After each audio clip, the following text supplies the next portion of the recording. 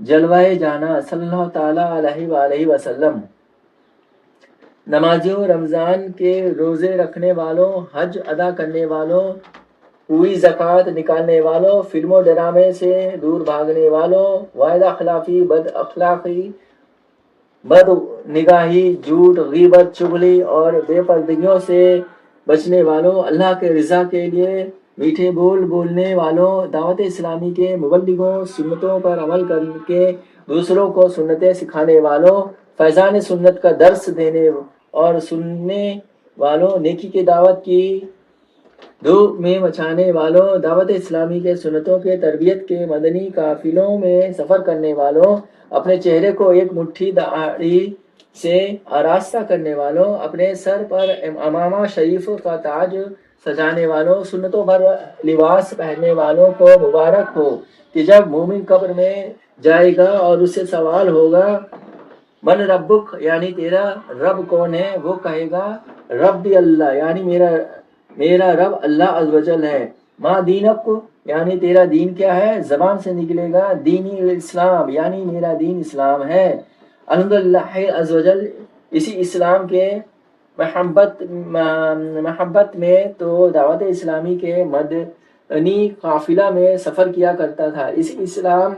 کی محبت میں تو میں معاشرے کے تانے سنتا تھا، سنتوں پر عمل کرتا دیکھ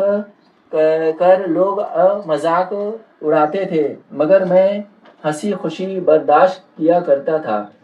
اسی دین اسلام کی حاضر میری زندگی وقف تھی، پھر کسی کے رحمت پر جلوہ دکھایا جائے گا تو خوش نصیب نمازیوں، روزداروں، حاجیوں، فرض ہونے کی صورت میں پوری زکوٰۃ ادا کرنے والوں، سنتوں پر عمل کرنے والوں، نیکی کی دعوت کی دھوم میں مچانے والوں اور مدنی قافلوں میں سنتوں بھر سفر کرنے والوں کا دل خوشی سے جھوم اٹھے گا، کیونکہ دنیا ہی میں بقول مفتی احمد یار خان علیہ رحمۃ اللہ جنان اشاق کی یہ کیفیت ہوتی ہے، روح نہ کیوں ہو مستقیم موت کے انتظار میں، سنتا ہوں مجھ کو دیکھنے آئے گے وہ مزار میں، اور اس حسرت کو بھی زندگی بھر پر وان چڑھایا تھا کہ قبر میں سرکار آئے تو میں قدموں پر گروں،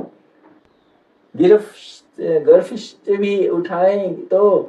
میں ان سے یوں کہوں اب تو پائے ناز سے میں اے فرشتوں کو اٹھوں، مر کے پہنچا ہوں یہاں اس دلربا کے واسطے۔ تو جب سرکار نامدار، مدینے کے تاجدار، ہم غریبوں کے غم گسار، بے قصوں کے مددگار، شہنشاہ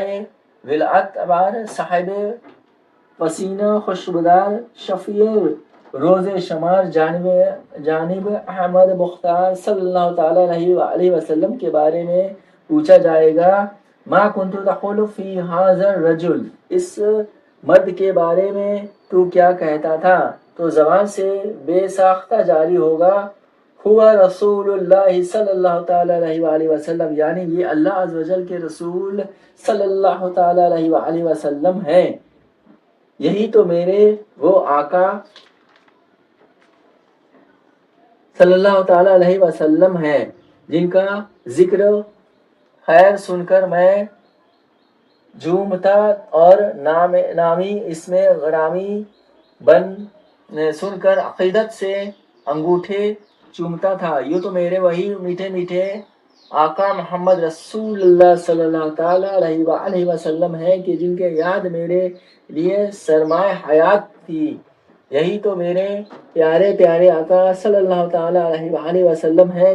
کہ جن کا ذکر کا میرے دل کو سور ورعاد اور میری آنکھوں کا نور تھا۔ تمہاری یاد کو کہے نہ زندگی سمجھو، یہی تو ایک سہارا ہے زندگی کے لیے، مرے تو آپ ہی سب کچھ میں رحمت عالم، میں جی رہا ہوں زمانے میں آپ ہی کے لیے۔ اور جب سرکار صلی اللہ تعالیٰ علیہ وسلم جلوہ دکھا کر شریف لے جانے لگیں گے تو انشاءاللہ عز و جل قدموں سے لپٹ کر عرض ہوگی، یا رسول اللہ صلی اللہ تعالیٰ علیہ وآلہ وسلم، دل بھی پیاسا، نظر بھی ہے پیاسی، کیا ہے ایسی بھی جانے کی جلدی؟ ٹھہرو ٹھہرو ذرا جانے عالم، ہم نے جی بھر کے دیکھا نہیں ہے۔ اے کاش ہمیشہ کے لیے ہماری قبر ہمارے میٹھے میٹھے آقا صلی اللہ تعالیٰ علیہ وآلہ وسلم اپنے جلووں سے بسا دے۔ بقول مولانا حسن رضا خان علیہ رحمۃ اللہ رحمان، پھر تو کیوں کرے بزم شبستان جناح کی خواہش، جلوہ یار جو شمع شبی تنہائی ہو۔ آخری سوال کا جواب دینے کا بعد جہنم کی کھڑکی کھلے گی اور یعنی فوراً بند ہو جائے گی، اور جنت کی کھڑکی کھلے گی اور کہا جائے گا اگر تو نے درست جواب نہ دیے ہوتے تو تیرے لیے وہ دوزخ کی کھڑکی تھی۔